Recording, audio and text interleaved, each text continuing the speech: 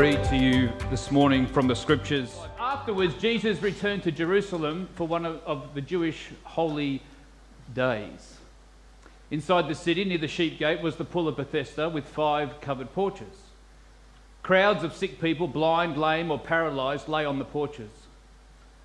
One of the men lying there had been sick for 38 years. When Jesus saw him and knew he had been ill for a long time, he asked him, "Would you like to get well?" "I can't, sir," the sick man said, "for I have no one to put me into the pool when the waters bubble up. Someone else always gets there ahead of me." Jesus told him, "Stand up, pick up your mat, and walk." Instantly the man was healed. He rolled up his sleeping mat and began walking. But this miracle happened on the Sabbath.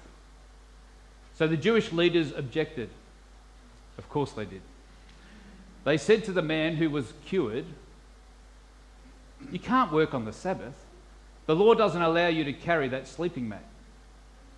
But he replied, "The man who healed me told me, 'Pick up your mat and walk.'"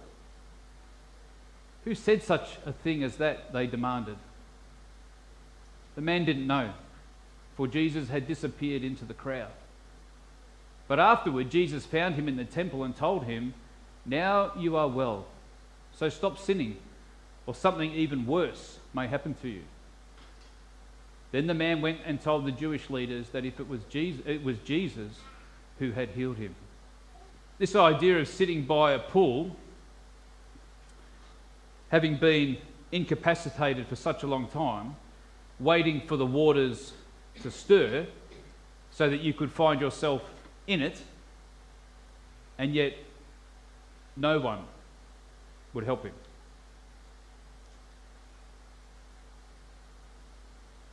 Something stopped him or prevented him from being able to engage in that process. In fact, it was a ritual that it's almost prevented him from participating in what was well known to be a place where healing could happen. Now we know it says 38 years. We don't know his name. We don't know much else about him. But what we do know is that's a long time. That is a long time to sit and wonder whether it is possible for God to move in my life. Whether it's possible to say, actually, if someone would just give us a hand, just roll me in. Or is it so much so that actually I sat there and just waited and I knew nothing would happen. I knew it. I just knew it. This cynical, maybe he was a cynical, paralysed man. He said, "I knew this wasn't for me. I knew this would never happen." So we make the assumption. Now we've shared in recent weeks stories of other healings where their friends carried their friend on the mat. So there's this idea that there's people around, like grab an end. There's people moving and helping and wanting to make that happen. And so we can make the assumption that this man was friendless. Nobody wanted to help him. But what we also notice is that actually in this moment, he never asked Jesus to help him. Jesus did all the work. Jesus, take the wheel. You're in control. He never says, "Can you please, look, I'm sitting here, this is taking ages, can you help me?" It never happens. Where you contrast that to the earlier verses in John 4, where you'll see when the man heard that Jesus had arrived. This is the John 4, the official son. When you hear that the man had arrived, being Jesus, the Bible tells us he went to him and he begged him to come and heal my son. So on one hand, we've got someone begging that someone would be healed. And on the other hand, we can assume that surrounded by all these people, this guy laid by the pool and nobody would help him. He was on his own. You sort it out. If you can get your way down there, good luck. So there's this contrast where in one sense Jesus is begged, and this other one where he's not even asked the question. So Jesus takes it upon himself and says, "Well, let me ask you this. Would you like to get well?" Now, this is a question that is confronting for us because for a lot of us, we do hold conditions in our hearts or in our minds that we don't necessarily want to get well, or we think it's incurable, or we think that maybe it's just beyond us, or if people really, really knew. It can be spiritual, it can be mental, it can be emotional, it can be physical. But somewhere, hopelessness arises. And it's all consuming. Now, if we want to get well, we don't go and sit by the pool and wait for the waters to stir. What do we do?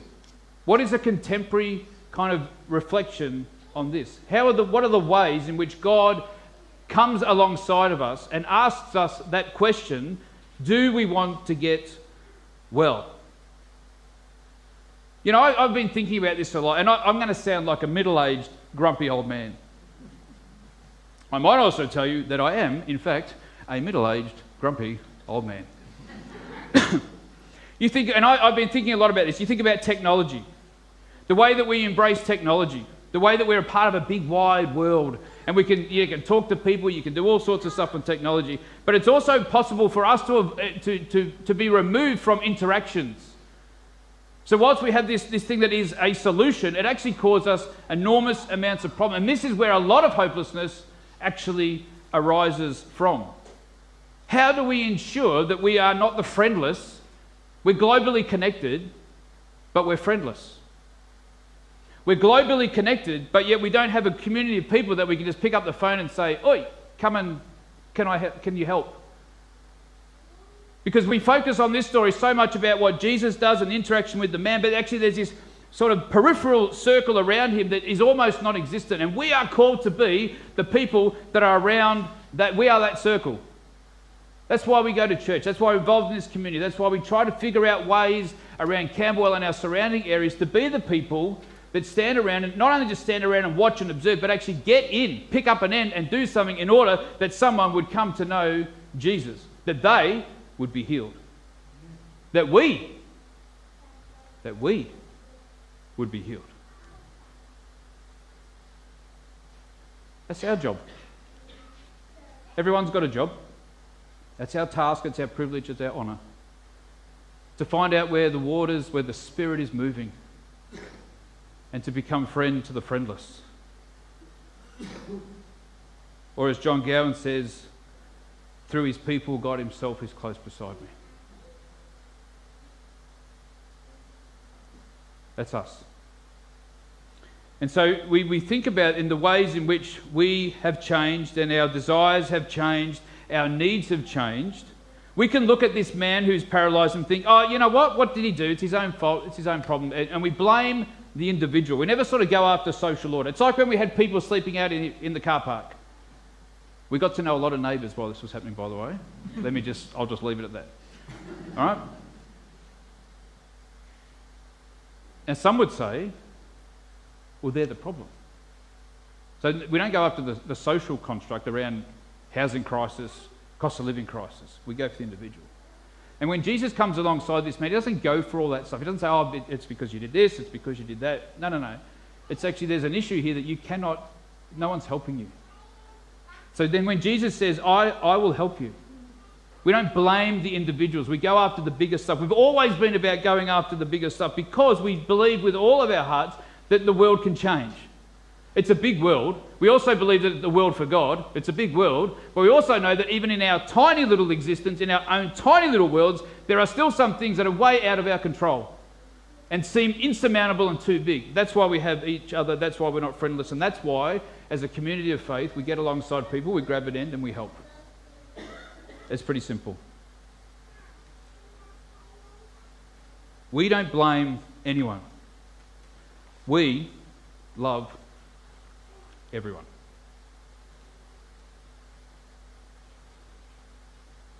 The counter argument, or the other side of this conversation, is that if that guy had more faith, we don't even know if he did, because he never asked. If you read it slowly or fast, however, Jesus did all the work. Jesus was the one that said, "Do you want to get well?" Jesus was the one that came alongside of him. which poses this question for those that have strong faith, for those who rely wholly and solely on the Lord at all times. What happens when strong faith gets disappointed?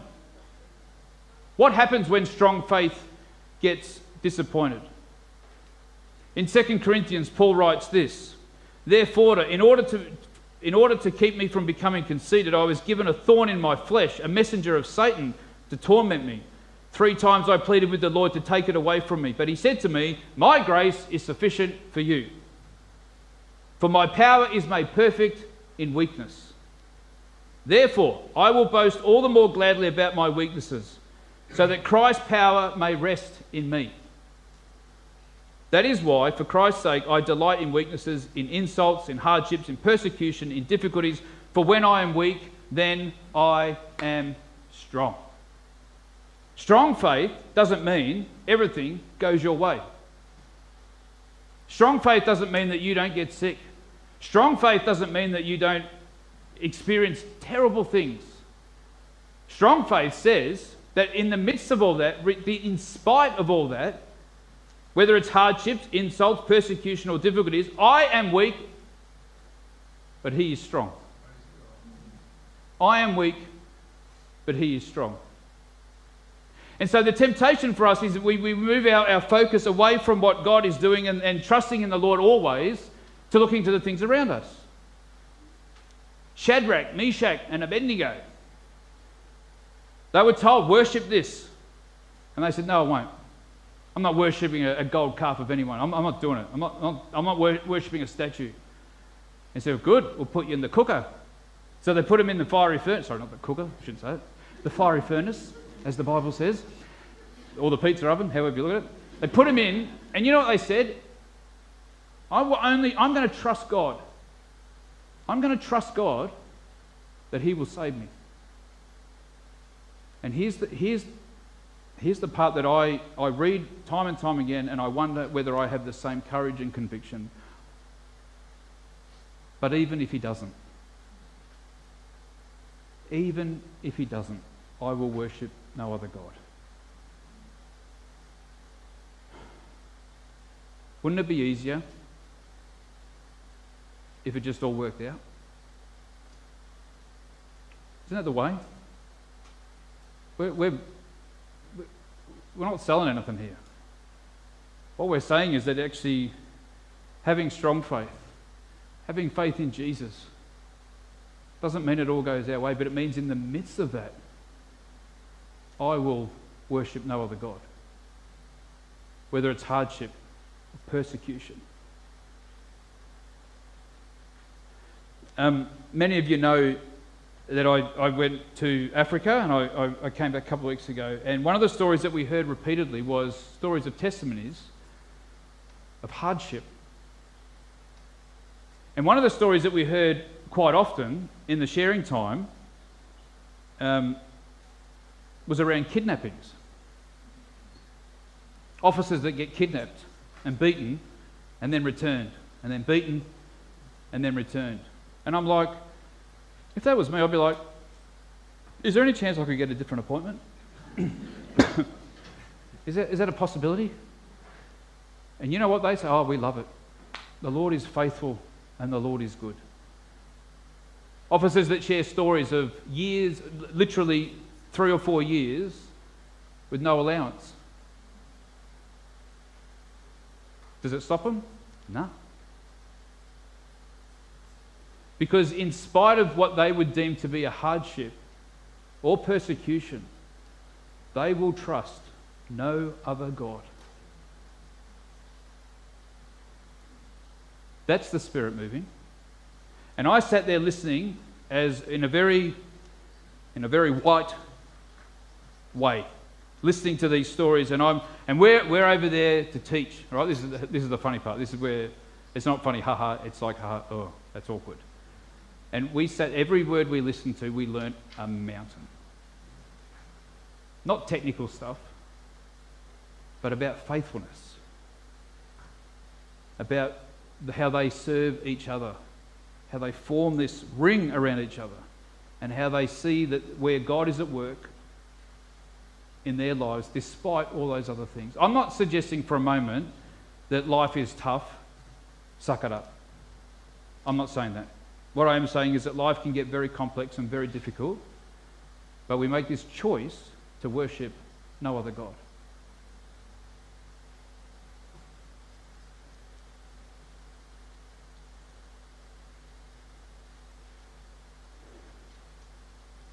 I can't, sir, the sick man said, for I have no one to put me in the pool.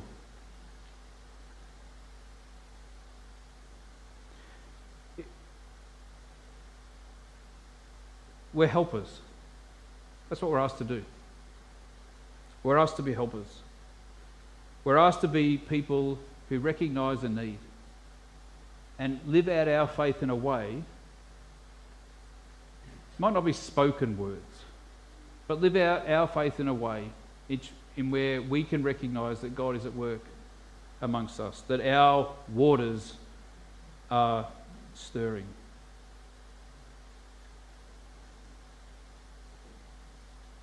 I also find interesting at the end of this reading where he says, now you are well, so stop sinning or something even worse will happen to you. Just be careful. All right? I thought that was a bit rude, actually. But what it means is, yes, there's this idea of pick up your mat and go and walk, and all of a sudden, the leaders, the Jewish leaders say, oh, you can't do that on the day. And this conversation goes on through the whole New Testament, right? And I'm sure it's important. Talk to Emma. She'll have a really good answer for this.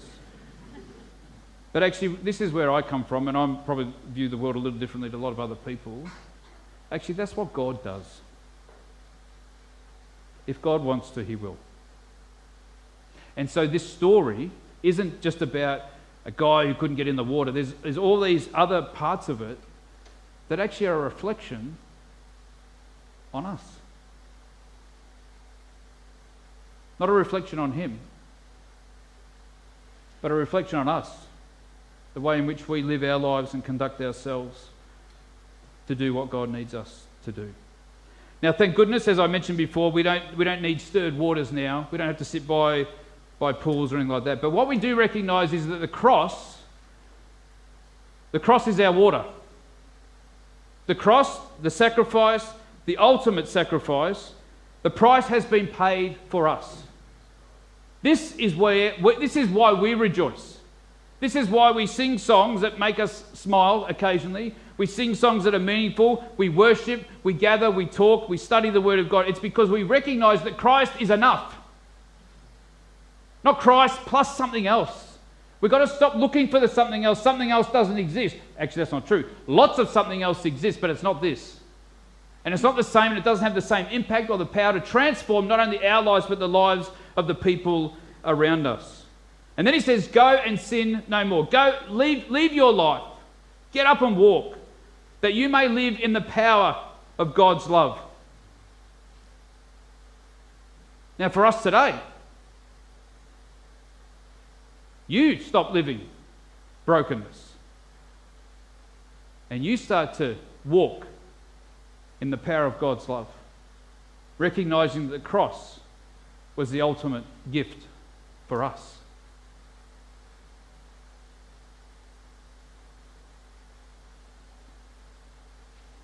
It's hard to let it go, though, isn't it? Does anyone hold a grudge? Keep your hands down if you hold a grudge. Thank you. There we go. We got there. Yeah. You know the story where there's a woman caught in adultery and everyone gets excited about it and they're going to stone her to death. And Jesus says, well, all right, you can. Feel free. But only if you haven't sinned first. No. Now the scriptures, I would love them to say, and everyone, all you heard was this, all this dropping of these stones. But it doesn't. I am curious what happened to the stones. And this is where I say when we hold a grudge, or we hold something back, because maybe God didn't really mean that for me. And we hold it. And so what does, you without sin, you throw the first stone, go for it. And they all walk away. And they would have put their stones in their pocket. And we carry things in our pockets that do not belong there. They are not ours to keep. Because the cross, it's done. And we hold this stuff and we retain it, and we can recall. I can't remember anything. I can't remember what I did yesterday, but I can remember when someone annoyed me like 15 years ago. Right? I am that person. Not looking at anyone, but I am that person. Now, to be fair, maybe I'm the only person in the room who does that. Or maybe that you're thinking maybe, yes, but if you knew, I don't know, God knows. You know, one of the things that I think about this story that I find fascinating, and it's a reminder to each of us that God doesn't put a new label on old things. Doesn't. You go to it just doesn't matter. You're a new thing. You've been made new. You've been made whole. You've been made life and full of hope. Not despair or just enough, because you are more than enough. And that's what Jesus says to the paralyzed man. You're more than enough. I know you didn't ask for it, but do you want to get well? And he goes, well, actually, if you wouldn't mind. And he did it. Of course, he does say to him, get up. And the Bible tells us that he begins to walk around, which literally means to conduct your life in a new way.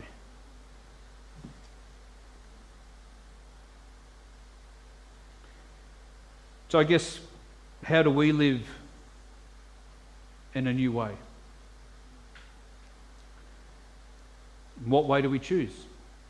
Do we choose holiness? Do we choose to become more like Jesus? Do we find ourselves in a position where, regardless of what happens, I will worship no other God?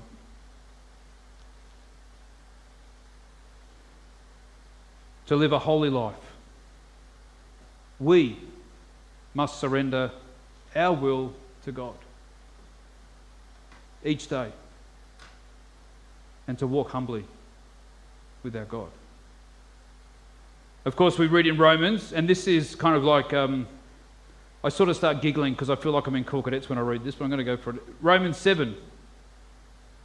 Maybe you can associate with this, or we get so tangled up in this we go, see, it's all just too hard. We know that the law is spiritual, but I am unspiritual, sold as a slave to sin. I do not understand what I do. For what I want to do, I do not do. But what I hate, I do. You following? No, you say, I do. Thank you. And if I do what I do not want to do, I agree that the law is good. As it is no longer I myself who do it, but it is sin living in me.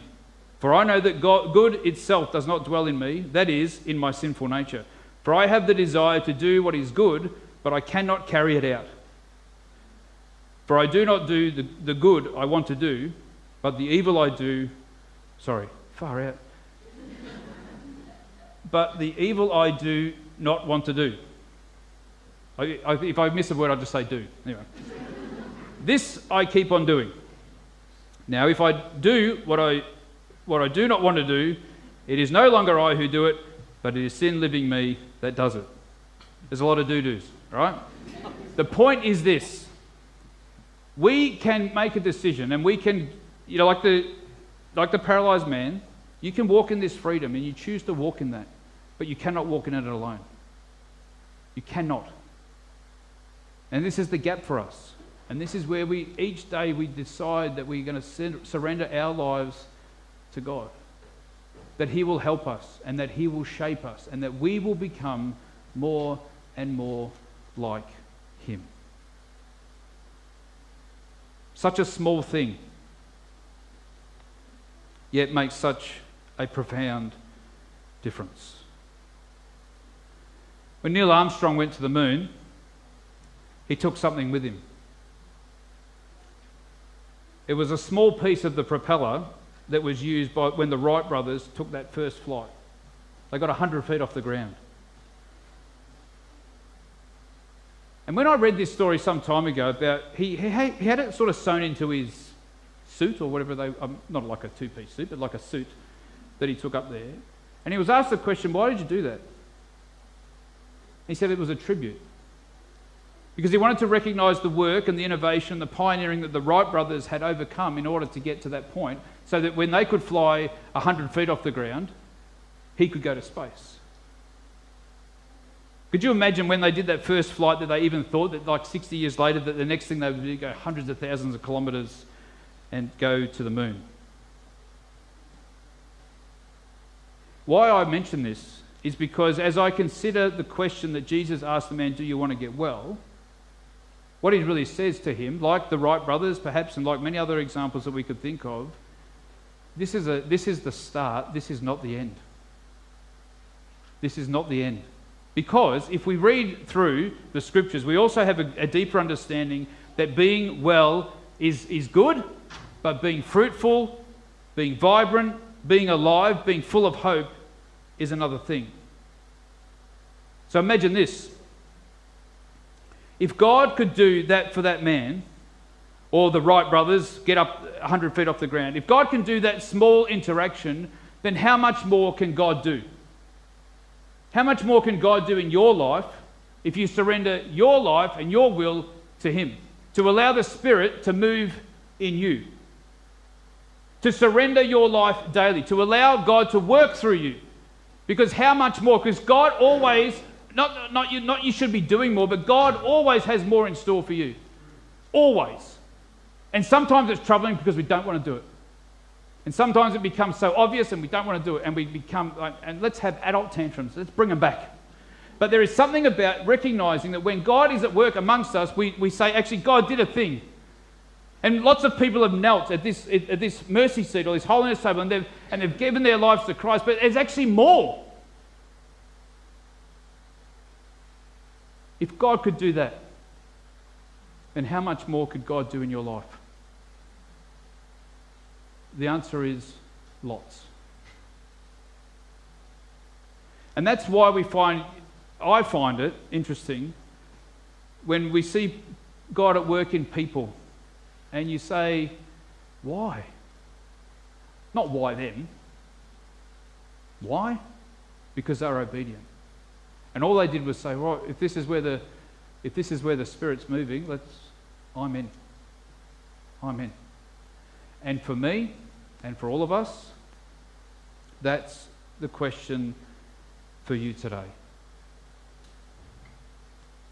How much more could God do in your life if you allowed Him the space and the time to work?